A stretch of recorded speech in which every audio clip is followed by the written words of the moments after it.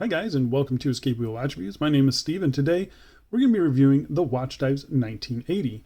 I purchased this watch with the early bird price when it first dropped. I believe it was right around $55 US, but no matter how I get a watch in for review, whether it is on sale, full price, it's gifted to me, you're always going to get my honest opinion every single time. And if you want to pick one of these up at the end of the review, I will be leaving an affiliate link down in the video description. Go check that out. It is an affiliate link, like I said. If you guys use it, you're not paying any extra. It's a nice and free way for you guys to support the channel and help keep getting in watches like this. The retail price for this watch is $68 US. That's before any taxes, sales, coupons, or discounts. I'm going to leave my code here, ESCAPE10, for $10 off. That is a purchase of $150. So you're going to have to buy a couple watches or some other stuff to get it above that price. But if you do, I'll leave my code right there. The watch case is made of 316L stainless steel, has a sapphire crystal with AR coating, a screw-down crown, screw-down caseback, 100 meters of claimed water resistance, Swiss BGW9 Lume on the dial on the hands, and the watch is powered by the Seiko VH31 sweeping quartz movement. So really sorry for the delay on this one. Like I said, I purchased this one on day one and it immediately sold out. So it was only available in this PVD case. And then, later it became available in a stainless steel case. So yeah, I'm just kind of now getting back into it and getting into a spot where I can kind of do some of these older reviews that I've been pushing off for a while. But like I said, sadly, the PVD version has been sold out, and I don't believe they're going to make this anymore. So this is a watch that you can't buy exactly like this, and hopefully, this will still give you an idea of the quality that you're going to get with the stainless steel version. Watchdives, they are toying with a more true to size Monin case diver, which is right around 41 millimeters, I believe, in some other colors. So make sure you are subscribed to the channel, because if they do end up making one, I will be the first in line, and I'll be really early in showing it off to you guys. But let's get back to this watch and see if it's any good. But before we do, doing a quick wrist check. Wearing a watch that I just reviewed. Hopefully the review will be up. I'll leave it up here if it is. This is the Watchdives WD2030, I believe. Yeah, nice watch, and kind of competing with the Watchdives here. It's a smaller quartz dive watch, and yeah, I think they're both pretty darn good. All right, first things first, we'll talk about the dimensions. A bezel diameter of 38.5 millimeters.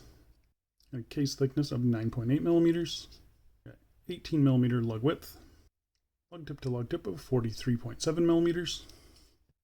The watch head alone weighs 49 grams. Throw in the nylon strap, and the total weight is 64 grams.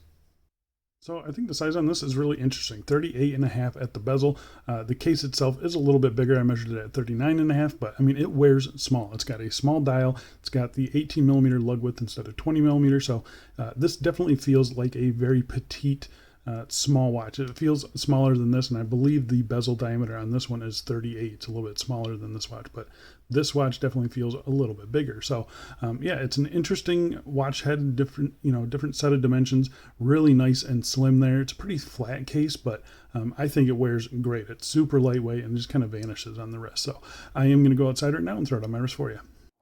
And here we are on my 7.5 inch wrist, and as you can see, I think it wears fine. It wears a little bit smaller than I would typically like to wear. The 18 millimeter lug width and the slim profile, probably the black case as well, makes it wear a little bit smaller than I would like it to. So yeah, I do like the way that it wears as far as comfort-wise goes. It's very light and very soft, and yeah, it's a very super comfortable watch and very legible. Good crystal as well. And here we are in a little bit more direct sunlight there. Yeah, air coating on the crystal is excellent, keeping the dial nice and clear. Yeah, got no real issues with it. This is the FKM cut to size strap. I'll leave the link down below for it. They're excellent. I think it looks really good on this one. And as always, my 18 millimeter strap game is pretty weak. I've seen this watch on some orange straps. This is as close as I have to orange. Yeah, I think a nice contrasting strap can look pretty cool on this watch. And here we are on the original strap. This is a black nylon with 2 layers underneath the watch there, and it's still sitting really nice and low to the wrist. The strap itself is fine. It's nothing special, but unoffensive, I think. Obviously, the hardware doesn't match on this one, so won't be an issue for you guys in getting the silver case, but yeah, I just thought I'd throw it on there just to show you guys what it looks like. And lastly, here we are on another nylon strap with 2 layers underneath it. The green and the PVD, I always thought have looked pretty darn cool together. So yeah, what do you guys think? All right, let's go back inside and let's get back to this review. All right, so let's talk about the case finishing on this watch. So this is going to be a little difficult to show off just because you can't get the PVD anymore. You're only buying the stainless steel, but the finishing is exactly the same. And I think I can show it off enough to know, and I've seen enough of Watchdives watches to know what it's going to be like in real life. So first off, on the tops of the lugs there, you can see you have a circular brushing. Really nice and fine and consistent. They did an excellent job with it. It looks really, really good. Flipping it to the case sides here, you got a horizontal brushing on the case sides, and again, just nice and consistent all the way around. It looks really, really good. You got these nice polished chamfers here as well. The transitions between the brushing and the polishing, really sharp. I mean, very impressive, especially for this price point. You have some very pointed crown guards here, nice and big crown guards guarding a very small crown. It is a signed screw down crown there, but it is a VH31 quartz, so you're barely ever going to have to mess with the crown on this watch. But yeah, I've got no issues getting grip on it or anything like that. So the crown guards, they do an excellent job there. You can see they are fully brushed. They look fantastic. Nice crisp lines on the case. They did a very good job. This bottom edge here, it's not overly sharp either. So yeah, on wrist feel, very, very comfortable. That is not, it's maybe a touch, I don't even want to say sharp, but yeah, they did a good job knocking down that corner to where it's not uncomfortable on the wrist at all. Flipping it over to the case back here, you can see a very simple and very boring case back. There's no brushing on it, so that does get kind of you know, smudged up and greasy and stuff. I don't like this case back. You know, I don't nitpick too much on case backs, but yeah, this one, not my favorite one. It is a screw down case back and it does have simple notches there. But yeah, I would actually probably brush this myself if I was gonna keep this watch for a long period of time. But yeah, it's just a little bit too small for me, so this one's gonna be moving on. I do think the case back is probably my least favorite part of the watch. It's nice and smooth and comfortable, but yeah, it's just kind of a grease and scratch magnet. So yeah, not a big fan of the case back on this watch. But other than that, I think the case itself is done really well.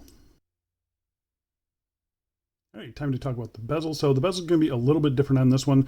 This has a K1 mineral bezel insert. And it is fully lumed. The lume on the bezel is not great, so you're not losing out on much. The new stainless steel one, it is a aluminum bezel, and then it has a lumed pip at the 12 o'clock position. So just something to keep in mind. I do like the bezel layout, you know, the numerals every 10 minutes and then markings for every minute. I think it's a nice, clean, kind of military-esque look, and it looks really good. The bezel itself, stainless steel, you can see it is mostly polished, or all polished, I guess. But really, really nicely done. The grip on the bezel is it's a pretty low profile bezel, so you don't get the best grip on it, but the fact that it doesn't have a bracelet, you're able to get a nice grip at the 12 and 6 o'clock position. It is a 120 click unidirectional bezel, and it is a really good bezel action. I think you can see my alignment is just spot on. I mean, maybe a touch to the right. Let's see if I can get any play in this. There's no play in the bezel in any direction. It's nice, solid feeling. I'll let you listen to the clicks here.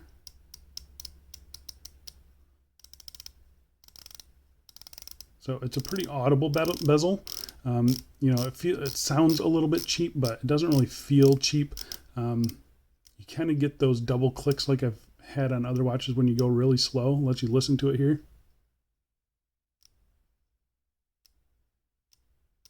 So that's just something that a lot of other watches have. I mean, it's just kind of the nature of the click mechanism that they're using. I don't think it feels bad at all, and I rarely turn the bezel that slowly, so it's not something I really notice, but I just thought I would mention it. I think the bezel on the watch is good. It's actually really good. All right, let's talk about the crystal on the watch. First things first, we'll test it for sapphire. It is positive for sapphire. So we have a flat piece of sapphire crystal.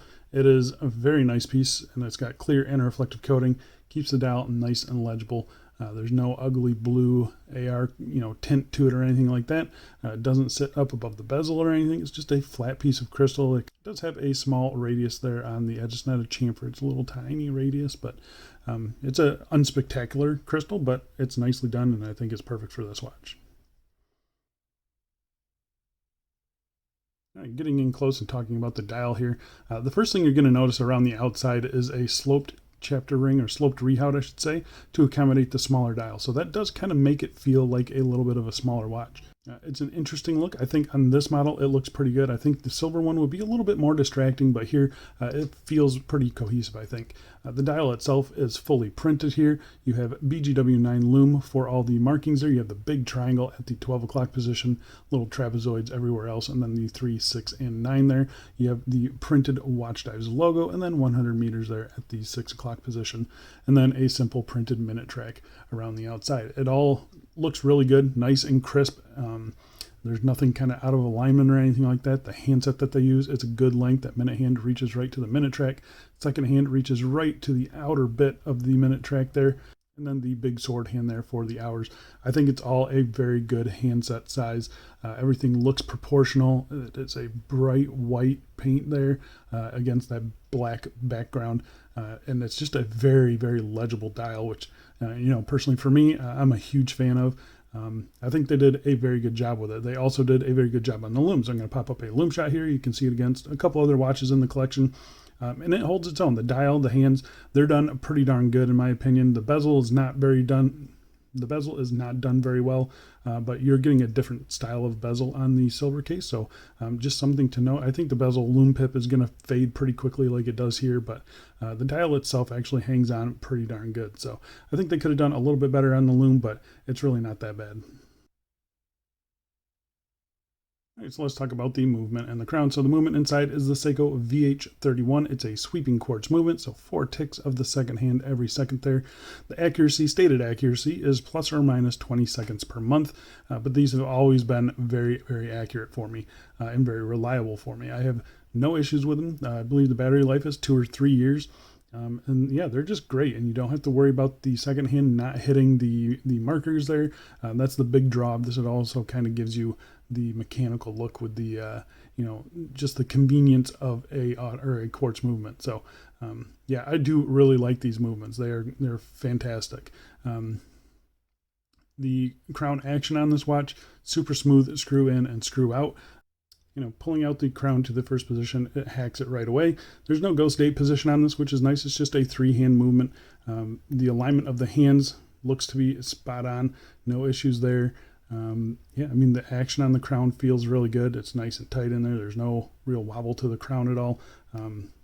Nice, satisfying action. And again, the screw-in action on it, super smooth. I've got no issues with the crown, no issues with the movement. Yeah, I really like the setup. All right, so let's talk about the strap. So you've been seeing it on this one. This is a cut to size FKM that I just got off of AliExpress. I'm not a huge fan of this one, especially since the hardware does not match. This one came with non-PVD hardware, so I think this is the same one you get with the silver case. So it's a bead blasted hardware. The strap itself, it's fine. It's a piece of nylon basically. There's not a whole lot they can do wrong with this. The holes seem nicely done. It's a good length. I could even tuck it on my 7.5 inch wrist. So yeah, I think the strap that they chose is fine. The hardware looks pretty good. It's nice and smooth, and it doesn't flop around or anything. Sewn in too, so it's not melted on. It's a decent nylon strap. It's just, with this PVD case, it just didn't match. So I threw it on this one. So yeah, I mean, that's pretty much it. There's not a whole lot to say about the strap. It's fine. So there you go, guys. That is the Watchdives WD1980.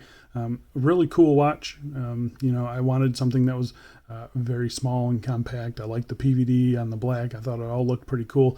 I got it in hand. I do like the watch itself. It's just a little bit too small for me. So if any of you are watching this and you're interested in this, shoot me an email. It'll be in my profile. I'm looking to sell this watch. So yeah. I think the silver case looks a lot better, and But yeah, I think for me, it's just a little bit too small. Other than that, though, if you have smaller wrists, this thing is going to look awesome on you. And it is a really nice watch, super slim there, good bezel action, good lume, reliable movement, sapphire crystal. I mean, it does everything that you're going to need it to do. And I think it does look really, really good. So yeah, if you're on the fence on this one, I say go for it. I don't see anything holding me back from, recommending this to you guys. I think Watchdives continue to put out solid offerings, and with this VH31 and a smaller dive watch. So yeah, I do really like this one. I think you guys will too. I think that's it for me. Thanks a lot for watching, and I'll see you in the next one. See ya.